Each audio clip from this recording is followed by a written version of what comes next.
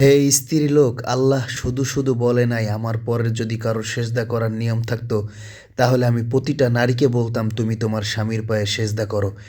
একটা পুরুষ তার ফ্যামিলিকে ভালো রাখার জন্য তার লাইফকে কতটা স্যাক্রিফাইস করে দেয়, তার লাইফে কতটা স্ট্রাগল করতে হয়, সে কত ধৈর্য ধরে, সেটা একটা পুরুষ মানুষই জানে। তোমরা আসলে ঘরের ভিতরে জানো এতটা অনুভব করতে পারবে না, কিন্তু যে বাহিরে থাকে সে জানে সে কতটা কষ্ট করে। এই যে দেখেন আমার পাগুলো দেখলেই বুঝতে পারবেন যে আসলে পাগুলা কিভাবে পুড়ছে, মোজা দেখেই বোঝা গেছে।